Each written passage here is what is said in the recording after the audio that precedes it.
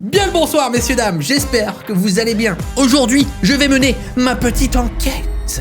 Vous connaissez sûrement l'émission Qui veut être mon associé? Une des plus populaires de la TV, des entrepreneurs viennent défendre leurs projets devant des investisseurs reconnus prêts à les financer. C'est des millions d'euros investis à chaque épisode. Des marques et des produits qui sont ensuite lancés sur le marché. Mais ça, on le voit pas dans l'émission. On voit que la levée de fonds. Mais que cachent véritablement ces négociations? Qu'est-ce qui se passe après concrètement? Est-ce que les produits sortent vraiment? Et si c'est le cas, ça donne quoi? J'ai collecté derrière moi une tonne de produits issus de l'émission. Véritable objet banger, déception ou pire, arnaque.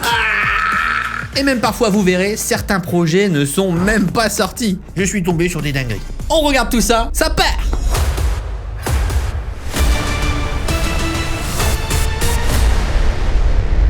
Aujourd'hui, on va parler business. Et vous le savez, tout passe par des sites internet.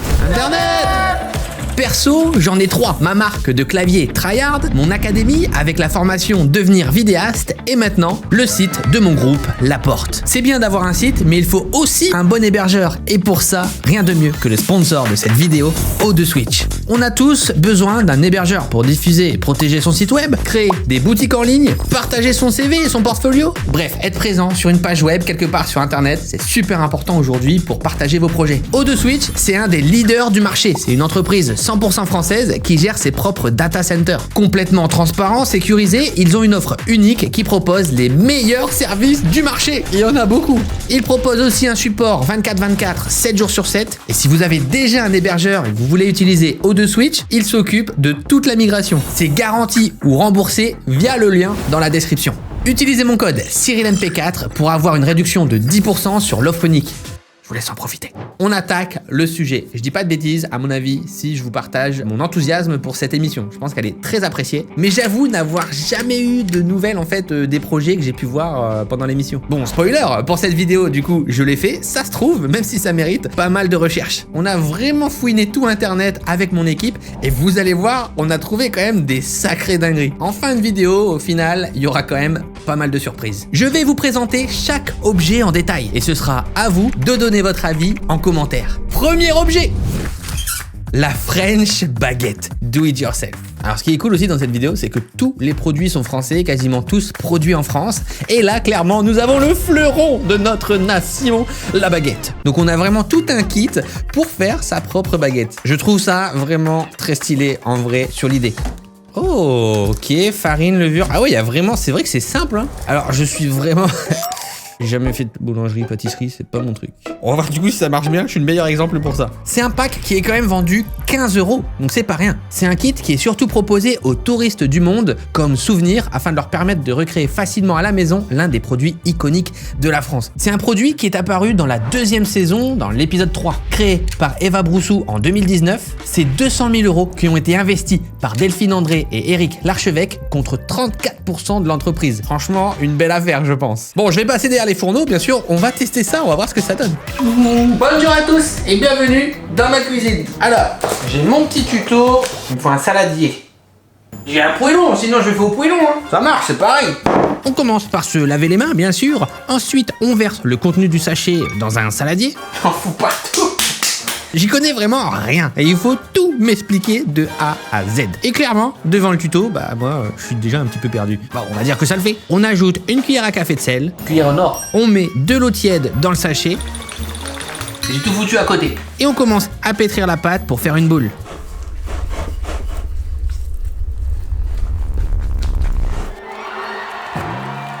Et on pétrit, on pétrit, on pétrit. Qu'est-ce que c'est que ce truc? Mais moi, c'est à ce moment-là que je me suis dit que j'avais fait de la merde. En fait, je pense que mon eau était pas à la bonne température. En plus, j'en ai versé un peu de côté, donc j'ai peut-être raté la bonne quantité. C'est pas normal, je pense que c'est pas normal. Je vais rajouter un petit peu d'eau. C'est une catastrophe. Et clairement, s'il y a une chose qu'il faut pas rater dans ce genre de truc, c'est la quantité. On va dire que c'est pas mal, non? Ensuite, on enroule la pâte sur elle-même. Je vous assure que moi, ça fait pas du tout ça, là. Je sais pas ce qui se passe. On saupoudre un peu du reste de farine et on l'enroule dans le papier. Vraiment, je sais pas ce qui va sortir de ce four, mais j'ai vraiment hâte de voir, là. Hop, Il faut laisser reposer pendant 1 heure. Ensuite, je reviens et j'envoie le four pendant 30 minutes à 400 degrés. Non, c'est des Fahrenheit. À 230 degrés Celsius. Oh waouh, c'était une catastrophe. Bon, on fait le bilan du projet et le reveal de la baguette juste après. Objet suivant. Ouh, gros carton. Ouh, ok. Wow, c'est costaud, c'est incroyable. Messieurs, dames, le t-shirt Flotti. On est quand même sur un produit à 199 €. La marque propose des t-shirts et autres vêtements anti-noyade pour enfants et plus récemment pour adultes. Les vêtements sont réarmables grâce à des bonbonnes d'air comprimées. C'est un t-shirt qui se transforme un peu en gilet de sauvetage en bouée. On va voir ce que ça donne. En tout cas, le t-shirt est vraiment stylé, je trouve. Hey, on dirait pas Marty McFly. Je suis pas très à l'aise. C'est quoi ça? Oh, waouh! Qu'est-ce que c'est? Le cœur du t-shirt. Ça reste un sujet majeur, hein, comme vous le savez. Il y a encore beaucoup de noyades. Il y a aussi beaucoup d'activités nautiques qui peuvent nécessiter ce genre de gilet. Les surfeurs, les gens qui font du bateau. Donc franchement, un projet très stylé, je trouve. C'est franchement agréable, en tout cas beaucoup plus qu'un gros gilet, tu sais, où t'es comme ça hyper limité. Là, je sens qu'il y a quand même une armature et que voilà, ça va se gonfler à ce niveau-là. Mais je suis pas méga gêné. Enfin, c'est vraiment bien. Je peux faire pas mal d'activités. Je pense notamment, tu sais, quand tu fais du kayak, des trucs comme ça. Donc là, j'ai de quoi tirer juste ici. Messieurs, dames! Marche pas. Waouh. Ouais, ça sert sa mère. Alors là, par contre, c'est plus du tout utilisable. Là, je vous jure, c'est fini pour moi la baignade. Bloqué. Ça va vous? Et comment je sors de là, moi? J'aurais peut-être dû lire la notice avant. Ah, il y a un tutoriel vidéo. Ah, j'ai un truc là, j'avais pas vu. Ici. Hop. J'enlève le bouchon. Paf. Ça part. C'est un truc de ouf. En fait, le fait de pouvoir l'activer un petit peu quand on veut, bah, c'est vraiment trop bien. Alors à voir si dans les faits, quand tu tombes dans l'eau et t'es en train de te noyer, c'est quand même faisable. Je pense que c'est assez facile. Et surtout à la base, ça s'adresse plus aux enfants. Et là, c'est vraiment intéressant. Surtout que leur première gamme se gonfle automatiquement. Genre au contact de l'eau, par exemple. Il y a des t-shirts anti-noyade, des t-shirts anti-UV aussi. Tout est fabriqué en France. On voit là, par exemple, le t-shirt, il est vraiment stylé en fait. Tu vois qu'il est pas du tout encombrant. Et au contact de l'eau, piouf, c'est très stylé. J'ai envie de le refaire. Et vous voyez, j'ai juste cette petite bonbonne. J'en remets une nouvelle. Il faut bien serrer. Ici, on a un indicateur. Vous voyez, quand c'est vert, c'est bon. Donc là, je suis vert. Ouais, j'ai utilisé 2 bonbonnes. Non, mais c'est pour vérifier. C'est vraiment costaud. Hein. Là, je suis vraiment serré de ouf. Pour vous donner une idée du vote. Hein. Même là aussi, dans la nuque.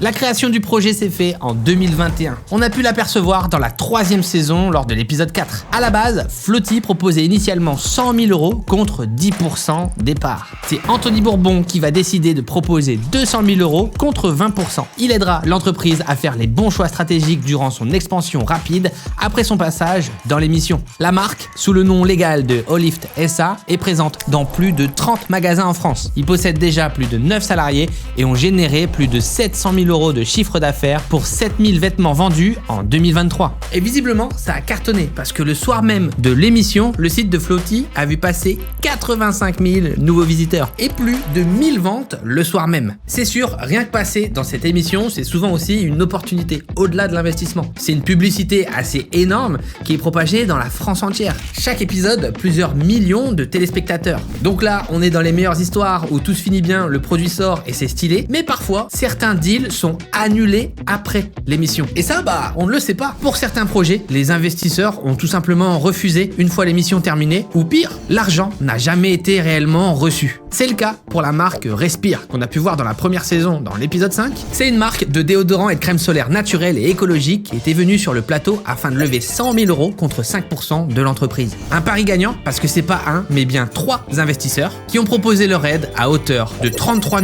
333 € contre 1,66% des parts chacun. Un deal qui semblait bel et bien bouclé pendant l'émission. Et pourtant, rien n'a été signé après l'émission. Et ça, c'est pas la faute des investisseurs, mais plutôt à cause du succès de la marque. En fait, elle a véritablement explosé entre-temps. Pendant les discussions, plus d'1 demi-million de produits ont été vendus. Dans la foulée, Respire signe des deals avec Sephora et Monoprix pour distribuer leur marque partout en France. Du coup, suite à ce succès, ils avaient de quoi s'autofinancer et n'avaient plus besoin des investisseurs. Ouais, ils ont fait un petit peu douiller là. La dure loi du business. Mais c'est pas tout. Toujours lors de la première saison, dans l'épisode 4, on découvre la marque Urban Circus. La marque de vêtements et d'équipements pour vélo était venue sur le plateau afin de lever 150 000 € contre 5% de l'entreprise. Mais ils ont réussi à débloquer 500 000 € contre 20% de l'entreprise. Pourtant, en coulisses, ils ont décidé de mettre fin au deal. Selon leurs mots, parce que ce n'était pas simple de lever des fonds à la télé, il y a des dessous cachés avec des nombreuses conditions closes ou encore des pactes d'actionnaires. Des contrats qui peuvent paralyser une entreprise, expliquent les fondateurs. Bon là, tout simplement, ce qu'il faut comprendre, c'est qu'ils n'ont pas réussi à se mettre d'accord sur l'impact que ça aura sur la boîte. Ça reste vraiment minime et vu la quantité de projets qu'il y a dans l'émission, honnêtement, c'est assez dingue qu'il y en ait autant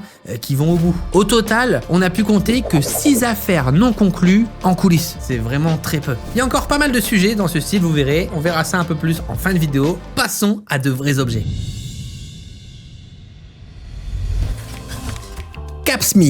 Vous allez adorer réutiliser vos capsules. Là, on est sur du café, ça me fait très plaisir. Alors, j'ai pas l'habitude d'utiliser des capsules, mais ici, on a une proposition vraiment incroyable. L'entreprise Capsme propose de faire ses propres capsules de café réutilisables, faciles à utiliser à un prix compétitif. L'idée, c'est de proposer une alternative aux capsules Nespresso, qui sont très peu recyclées, on le sait, qui ont un impact très négatif sur l'environnement. Médaille d'or du concours Lépine, je sais pas s'il y en a qui connaissent ce concours Lépine, c'est très stylé.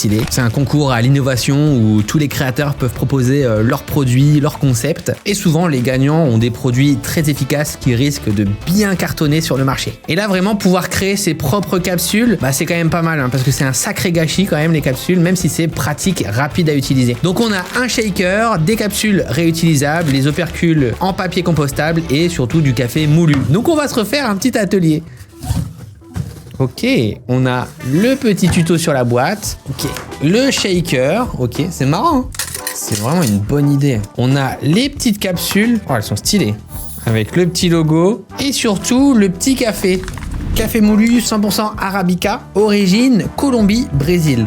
Ici, on est sur un pack à 69 €. J'ai un shaker, 3 capsules, 48 opercules en papier et 200 grammes de café. Cette fois-ci, c'est Anthony Bourbon qui finance 200 000 € contre 15% de l'entreprise. Il aidera également à la refonte de leur charte graphique et à l'élaboration d'une stratégie marketing. Initialement, Capsme proposait 200 000 € contre 8%. Donc là, vraiment une belle affaire pour Anthony. C'est créé par Jean de Boisredon et Thibault Louvet, 2 ingénieurs qui ont la vingtaine. Tout ça créé en 2019. On va tester tout ça. Bienvenue dans mon café. Première étape, placer le café dans le shaker. Rien de compliqué cette fois-ci, ça je sais faire. Quoique, je prends ma capsule, je la mets dans le shake comme ça. Je shake. Waouh, regardez-moi cette beauté. Et ensuite, je place l'opercule. Et voilà ma petite dosette, c'est incroyable, très stylé. Il n'y a plus qu'à mettre dans la machine.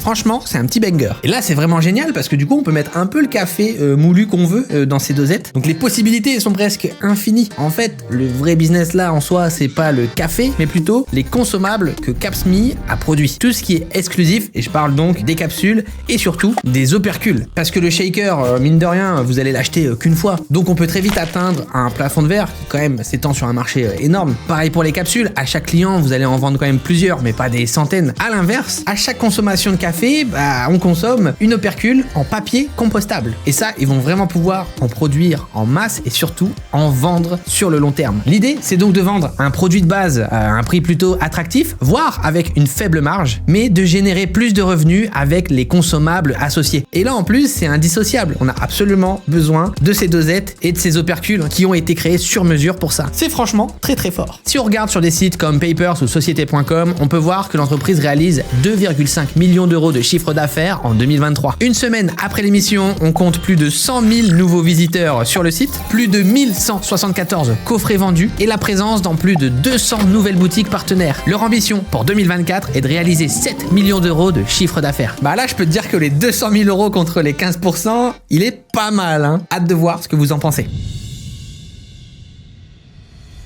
Cet objet est intéressant. Ok, pour comprendre, au global, il y a 60% des projets qui ont été validés par les investisseurs. Mais ça veut pas dire que les 40% qui n'ont pas été validés lors de l'émission disparaissent à jamais. L'investissement lié à l'émission, souvent, c'est qu'une étape parmi tant d'autres. Puis parfois, c'est juste aussi une envie de publicité. Y-Brush Nylon Black Premium. Brossez-vous les dents efficacement en 10 secondes. J'ai acheté cet article 150 €. Le projet a été créé en 2017 par Christophe Cadeau et Benjamin Cohen. Il propose tout simplement de révolutionner la brosse à dents en permettant de brosser toutes les dents en une seule fois. Et ça, avec le même niveau d'efficacité. Aucun investisseur a souhaité rejoindre le projet. Les entrepreneurs de Y-Brush proposaient initialement 300 000 € contre 5% pour les aider à accélérer leur développement. Alors les investisseurs, ils n'ont pas accepté pour plusieurs raisons. Le premier frein pour eux, le prix. 109 € pour la brosse. En plus de ça, un design très rustique et un peu intimidant. Et pendant l'émission, un passage un peu catastrophique où il n'y avait pas de matériel test pour tout le jury. Et le fait que les entrepreneurs étaient très intimidés sur le plateau, ils n'ont pas super bien réussi à se vendre quoi.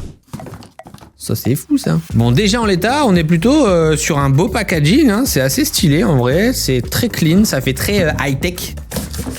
Oh, j'ai une belle petite sacoche pour le transporter. Ici, j'ai une tête de brosse. Ah ouais, j'en ai qu'une. Mais c'est sûr que, comme les brosses à dents, hein, de toute façon, tu dois en racheter. Ça, c'est quoi? C'est le socle. Et enfin, le chargeur. Et ça, c'est pour l'application du dentifrice. Et ça ressemble à ça. Ça, c'est vraiment ce qu'on a habituellement dans une brosse à dents. Et vous voyez, il y a différents niveaux. Bienvenue dans ma salle de bain. Bon, déjà, j'applique l'adaptateur. Ah, voilà. Ok. Je mouille un peu. Hop. J'applique le dentifrice. En plus, il est bleu, on va bien le voir. Là, c'est nickel. Et je vais le mettre dans ma bouche. Et en fait, je dois mordiller. Je dois le faire une fois en haut et une fois en bas. Oh! Wow! Ah, c'est pas... Oh! Ah, pas mal, hein?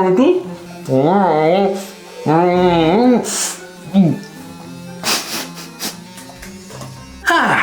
Alors j'avoue, ça marche super bien, j'ai les dents vraiment lisses, je les sens vraiment propres, mais j'ai un petit peu de mal avec l'appareil en fait, parce que notamment sur le bout de mes dents, tout au bout, j'ai du mal à les atteindre, j'ai l'impression que ça me fait un peu mal. Franchement, là, on dépasse mon domaine d'expertise. En tout cas, vraiment, j'avoue, là, la bouche, c'est nickel. Lors de leur passage dans Qui veut être mon associé, la marque avait déjà en 2019 généré 200 000 € de revenus et visé les 400 000 pour 2020. Malgré l'absence d'investisseurs, ils ont quand même continué en levant 6 millions d'euros. Grâce à leur technologie brevetée unique au monde, made in France en plus et surtout distribuée même à l'international. Mais si on regarde les finances nettes de l'entreprise sur Papers, tout n'est pas rose. On arrive à moins 1 200 000 €. À ce stade, c'est pas nécessairement alarmant si la stratégie au long terme est de créer de la valeur et de viser une forte croissance. Ça nécessite une gestion vraiment prudente pour ne pas épuiser la trésorerie avant d'atteindre la rentabilité. Et ça, mine de rien, c'est arrivé une paire de fois. On va parler maintenant des projets annulés. Bon, forcément, hein, c'est un risque pour toutes les entreprises, mais j'ai vraiment été choqué par le nombre d'entreprises qui, après l'émission, ont soit fait faillite ou alors cessé leur activité. Mais c'est vrai que ces dernières années, ça a été très compliqué pour beaucoup. En cause, le Covid, l'instabilité économique ou encore les guerres ont souvent brisé les projets ambitieux. Entre la première saison et la quatrième, il y a plusieurs entreprises, à peu près 7, qui ont cessé leur activité ou qui sont tout simplement en liquidation judiciaire. C'est le cas de Constant et Zoé. Apparu dans la première saison, l'entreprise avait été créée en 2015 dans le but de concevoir et fabriquer des vêtements modernes et astucieux pour les personnes en situation de handicap. La créatrice avait quand même levé plus de 250 000 € lors de l'émission. Malheureusement, des années plus tard, en mars 2024, ils annoncent une liquidation judiciaire. L'entreprise n'a jamais réussi à tirer des bénéfices et ça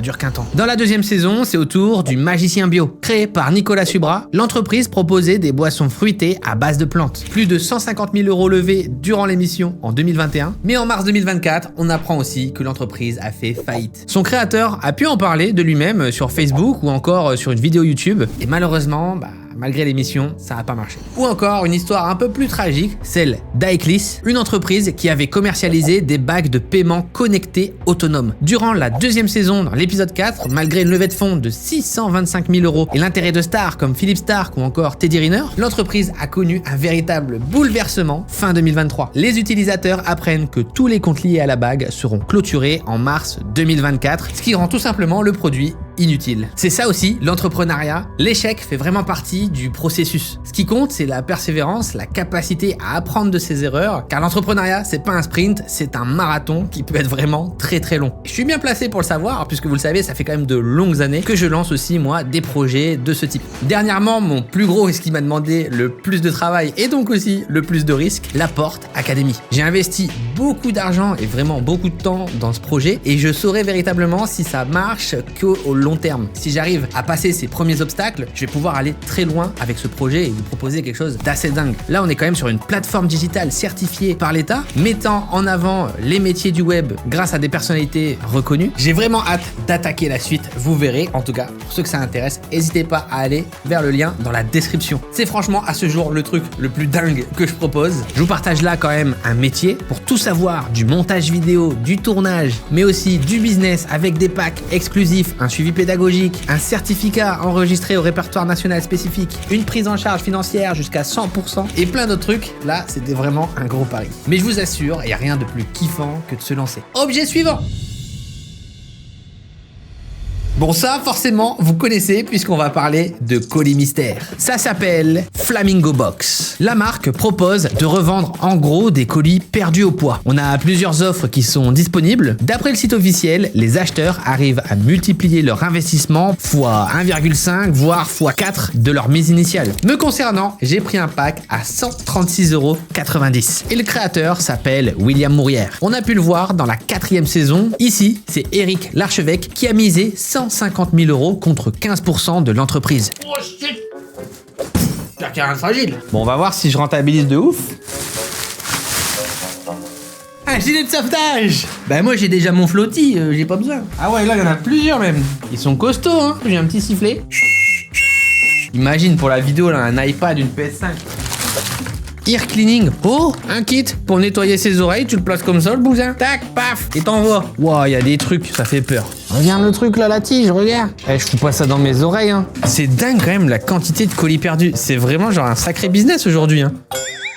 C'est quoi? J'ai aucune idée de ce que c'est. À mon avis, dans les commentaires, vous allez pouvoir me dire, ça a l'air d'être une canne à pêche. Je sais pas du tout. Qu'est-ce que c'est? Incroyable, mais en plus j'en ai besoin. C'est quelque chose que j'utilise, je pense que c'est pour mettre des gouttières. Des gouttières pour les dents. En vrai ça me va de ouf. J'en avais besoin. Ça c'est quoi? Un tapis de bain. Cuisine même, j'ai envie de te dire, attends. Oui, c'est pour la cuisine. Super. Je peux le garder ça. Suivant. Oh ouais. Waouh, un beau maillot de bain. Oh il est sympa en vrai.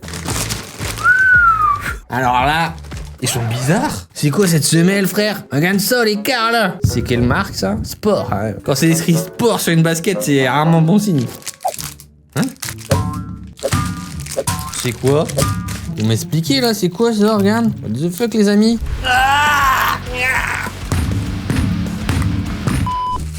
Qu'est-ce que c'est que ça, encore? Oh? Oh! C'est quoi? Là, pour ceux qui connaissent, pour les experts, voilà. Uto. Waouh! Qu'est-ce que c'est? Racing Composite Nut. Là, vraiment, je ne sais pas. Je pense que c'est des trucs à poser sur le moteur, non? C'est des trucs, mais c'est random. Voilà. Globalement. C'est pas un truc pour mettre des colliers, genre des bijoux? Alors moi, je mettrais des petits colliers, là, des bracelets. Oh! Millennium Loon. De quoi faire des petits bracelets, hein. Ça a commencé très fort, mais là, on a vraiment des trucs random. Oh, une coque de téléphone. Voilà, truc vraiment simple. C'est pour les aspirateurs, ça, non? Je dirais ça, moi. Là, j'ai du cuivre à l'intérieur en masse. Ça va pas me servir, quoi. Une chemise est belle. Une nouvelle coque de téléphone. Une crème dont j'ignore l'utilisation. Une robe de princesse ou un haut, je sais pas. Un nouveau kit de bracelet. Ben voilà, on a fait le tour. Bon, pas de surprise majeure malheureusement. C'est dommage. Je sais que les colis perdus, c'est vraiment genre une grosse hype. Ça cartonne, hein, notamment aussi avec toutes les vidéos qu'on peut voir sur les réseaux. Et c'est vrai que d'avoir lancé ce business-là à grande échelle, c'est quand même une très bonne idée. En 2023, l'entreprise a réalisé 1,2 million d'euros de chiffre d'affaires. Et ça n'empêche que de mon côté, ça n'a pas été incroyable. Déjà, c'est quand même très cher, hein, 136 €. Ensuite, la livraison des colis a été vraiment lente. J'ai commandé ça le 13 août, je l'ai reçu que le 31 août. Et j'ai jamais eu de réponse du support. En tout cas, c'est un sujet qui va rester parce que les colis perdus, il y en a vraiment beaucoup et ça depuis longtemps, donc ça risque pas de s'arrêter. Objet suivant. Papépille. Là, on va se régaler. On est sur des biscuits en forme de billes. Et l'objectif que j'adore, c'est de découvrir les saveurs des 4 coins du monde au travers de recettes inédites. Le projet a été créé en 2019 par un couple, Raibed et Fatih Attari. Concernant l'investissement, c'est Jean-Pierre Nadir à hauteur de 300 000 € contre 15% de l'entreprise. Il y a un autre très gros investisseur aussi qui va rejoindre le projet, vous le connaissez sûrement, c'est Arthur. Animateur très connu, il faut savoir que c'est un très gros business angel. Il y a aussi Anthony Bourbon qui va contribuer au développement de l'entreprise. La hype est réelle, j'ai vraiment hâte de tester. J'ai acheté 3 articles, les billes caramel, les gazelles et celles biscuits salés. Franchement, le packaging est vraiment stylé, hein. Ah ouais, il y en a pas beaucoup quand même, hein. C'est un petit plaisir. Voilà les petites billes, c'est stylé, hein. Ok, c'est très stylé le fait que ce soit une bille et tout, ça se mange très facilement, il n'y a pas une grande différence avec un biscuit sablé caramel. Mais c'est très bon. Rapide, efficace, franchement, made in France. Je vais goûter le deuxième, c'est vraiment celui-là, moi, qui m'intéresse. Inspiré des fameuses cornes de gazelle, pour ceux qui connaissent. Oh! Là, vraiment, ça sent bon. Hein. Ça, c'est super original, parce que ce genre de biscuit, c'est très difficile d'en trouver à part dans les magasins spécialisés. Ok, c'est super bon. Effectivement, comme écrit sur la boîte, on a vraiment cet aspect croquant qui est super important sur la corne de gazelle et surtout le parfum. Et ça fond dans la bouche. Ok, et là on va tester celui-là avec un packaging qui donne quand même moins envie. Donc là, rendez-vous en Provence. Oh, ça sent la soupe. Waouh, là c'est du biscuit apéro. On a vraiment des bonnes saveurs, des herbes, c'est frais, de l'ail, de l'oignon. Franchement, c'est un très bon produit. Et visiblement, je ne suis pas le seul à le penser. Juste après la diffusion de l'émission, ils ont généré 100 000 € de chiffre d'affaires en 24 heures. Avec des boîtes entre 2 et 7 €, il faut en vendre. Hein. En 2022, Papépille deviennent accessibles sur le réseau de la grande distribution nationale. Et ça, vraiment, quand tu fais de la food, tu veux absolument y avoir accès. Je trouve ça super cool d'innover dans la food parce qu'on a toujours tendance à avoir un peu les mêmes choses, toujours les mêmes produits. Moi, j'aime beaucoup quand il y a de l'innovation comme ça.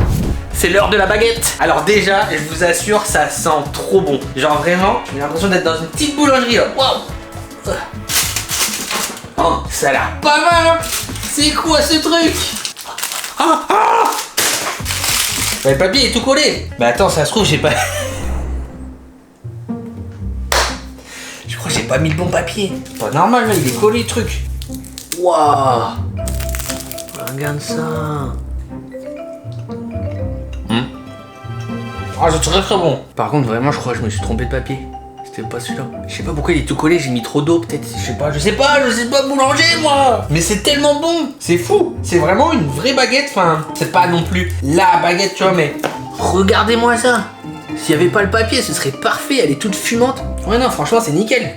Oh, je suis dégoûté. Alors vraiment, c'est de ma faute. Je pense vraiment que c'est de ma faute parce que vous avez vu la façon chaotique dont j'ai préparé ça. Et mine de rien, elle est superbe. Elle est dorée sur le dessus. À l'intérieur, c'est hyper fondant, tout chaud. C'est juste dommage. J'aurais dû passer plus de temps sur le tuto et peut-être avoir un petit peu plus d'infos pour les gros nuls comme moi. Ça aurait été vraiment chouette. C'est vraiment dommage. Mais je dirais que c'est une très bonne baguette, genre vraiment une très très bonne baguette de supermarché, en gros. Elles sont pas très différentes hein, des artisanales qu'on trouve en boulangerie, mais je suis désolé vraiment. Je vous promets, j'en ferai une belle un jour. Messieurs, dames, c'est la fin de cet épisode. Si jamais ça vous a plu, n'hésitez pas à laisser un like, un commentaire en me donnant votre avis. Pourquoi pas faire un deuxième épisode, j'ai encore pas mal de choses à vous montrer. Merci à O2Switch d'avoir sponsorisé la vidéo. Je vous laisse cliquer sur le lien dans la description pour profiter de l'offre, les 10% avec mon code promo. Je tiens à féliciter aussi quand même tous les entrepreneurs et les investisseurs qui sont dans cette vidéo, c'est quand même grâce à eux. C'est trop cool de pouvoir enquêter un petit peu de façon rigolote sur tout ça. On se retrouve pour une prochaine, à bientôt.